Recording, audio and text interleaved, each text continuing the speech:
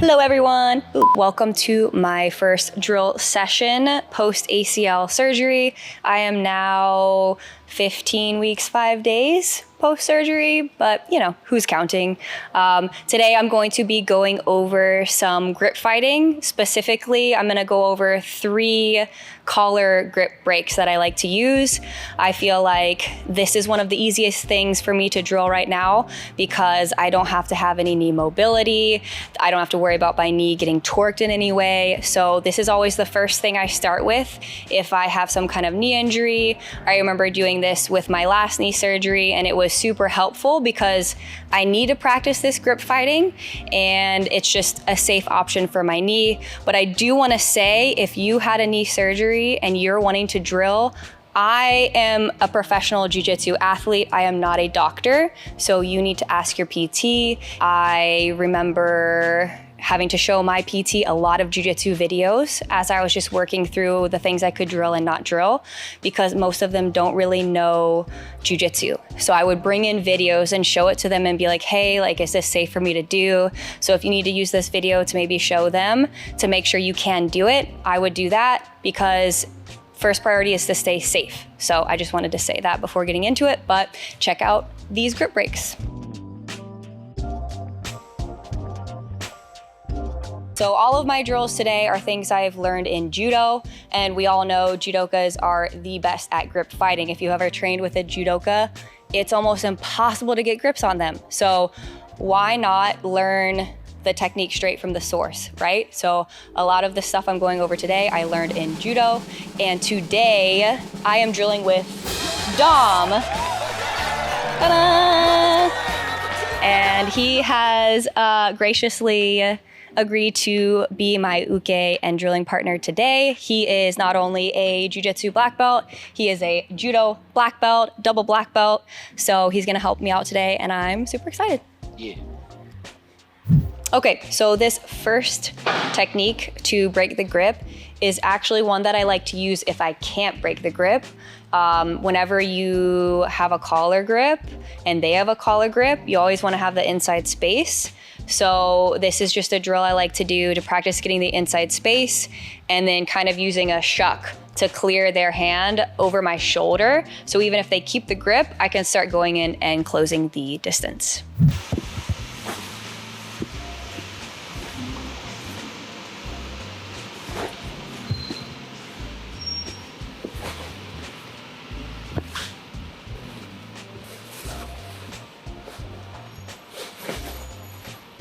Do you like to use this hand to get the grip, or do you just try to reach in? I always try to connect both hands to it. Oh, like here? Yeah. Ah, yeah, because okay. I don't like to be floating without one. So you go here first. Yeah, and then I use it so it won't go anywhere. And then you go here. Yeah, and you have some kind of connection to them.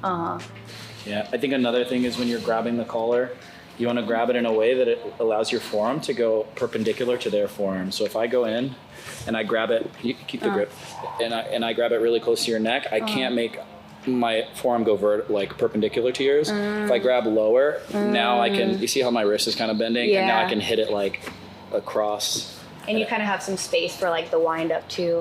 Yeah. Okay, that makes sense. The slack is important. Yeah, that makes sense. Okay.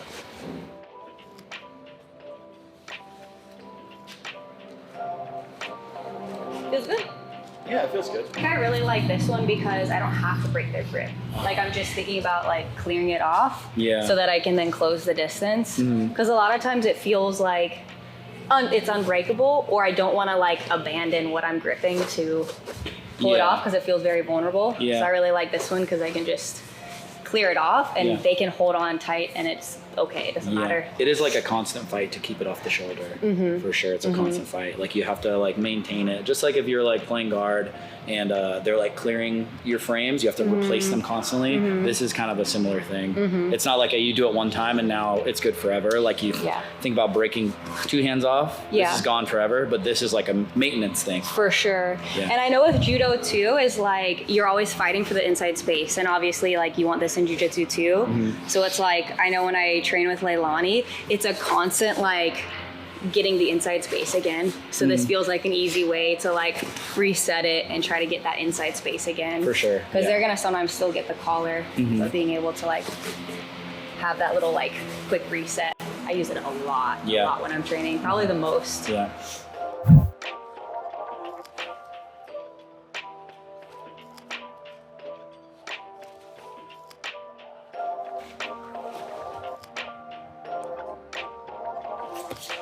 Feels really good. Honestly, that made all the difference. Okay, so this next drill is another kind of grip break that I use a lot. It's called cutting the hand. You do kind of like a shoulder shimmy and a slide. So you're gonna usually break the grip with this one, or at least you'll lower it enough that their collar grip isn't really useful anymore. Another one I just use a lot. So yeah, I grab this side, and I'm just gonna make sure I get a really good grip on this guy. And now you like to go here, or do you just use no hands and keep this hand up? I use my other hand on the collar, but if I have my own collar grip, I won't let go to do that. Oh, okay. Yeah. So if you're nothing, you're here, ready to go here or block. Okay. Yeah. Okay. Yeah. And now I'm just thinking about cutting it down. Here. A lot of cutting the hand is just distracting them for a second, because you don't actually have the strength to take the grip off with one hand. You got to wait till they're vulnerable. So you can cut, you can move, you can attack a foot sweep, anything to get their hand a little bit looser. The other thing I like to do is I'll just push against it without distracting them. So I'll push, and then I relax, and 99% of the time, that's not a real statistic, but 99% of the time, the natural human like reaction is to try to increase the structural integrity of the grip. So they'll be like, that's not gonna happen again. It's gonna be harder next time. And they open their grip and they squeeze it. So I push, relax, and then push again. I felt I wanted to do that. Yeah. And you'll get so good at this little mental game that you can take the hand off the collar with nothing but that little mini game. You're here, you push, relax, push, relax. And you're not even having to use this. No. I think you need to circle your shoulders, because something else that'll happen is if they grab too high, the mechanics of this arm pushing down are too weak. Like if you look at the position my arm is in, I can't create enough force down. For sure. But if we go all the way down, if you release your grip and we go all the way down, I have so much leverage to put my body weight into it. Yeah, I feel you like leaning into the grip. Yeah. So the trick with this is if they grab high, you need to push down on it. So their own grip is pulling your collar down, and then you roll your shoulders and you'll see this like connection, this rope around my neck, the lapel will slide down, lower. And now I have more leverage to break the grip. Yeah. I remember another tip. I don't know if you told me or Leilani, but with the grip, you said to block with your chin whenever you can too. Yeah. So this will also help them from getting the high grip. Yeah. So even if you can't cut the hand at that moment, you're kind of blocking it. Yeah. So that I can already start cutting it from here because I'm not allowing you this space to be able to take and get that high grip, which is so much harder to break. Yeah. That's another thing is like with this little grip fight here, you have to block the path of their hand going around your neck, because the higher it is, the more difficult it is to get rid of and the more powerful it is for them. So the moment they grip, you grab the grip and then you put your chin in the path of it. And this is more if they grip really high like this. Like here, yeah, because they'll itsy bitsy spider walk. You block it. Yeah. And it's kind of weird because you're not just using your arms and legs and hips, you're using your face to grip fight. You know? Love that. So you're going here, and then you're starting to slide it down, and then you start cutting and doing whatever you need to do to get that hand down. Yeah, so nice. You don't want to grab too far away from the grip because there's no force going into the hand. You want the material first off. So if they have a short gi, you have to pull the material up like this. So it's putting force on their wrist. Right. And then you grab the excess and you use the like your palm on your thumb in this little pocket. Yeah. And this is like kind of like a push-up grip. Yeah. And mechanically, this is going to be the strongest way that you can put force into that. This won't really be stronger. Yeah. This pocket grip definitely won't be strong enough. Oh, it's like the worst grip, I feel like, when you're doing stand-up. So this is important too. Yeah, it's so right. I remember you telling me that. That's why I was trying to like collect the material, because I remembered you telling me that it needs to be tight around their wrist too. Yeah. Because you don't want any slack when you're trying to cut the hand. You want it to be like tight, which I feel like is kind of easy with jiu-jitsu gis. They're already like they're already pretty tight. Yeah. Okay, so we're here. I try to go I'm just looking at your fingers trying to do this and trying to time it. Another thing with cutting the hand is when you get to the last little bit, bend your torso to finish. So like if I'm here, I start cutting, boom, boom, boom. Once I get here, I bend over like this. And it frees you from the grip. Rather, because your arm can only go so low, but as I start to retract my waist, then you can put more like downward force on it. And it's like what's at the level that you need to be to break the grip. Like the chest isn't doing anything anymore because the grip's so low, but your hips moving away from it. And then now you're getting that like extra separation. Okay, that makes sense. I'm trying. Yeah. So right here.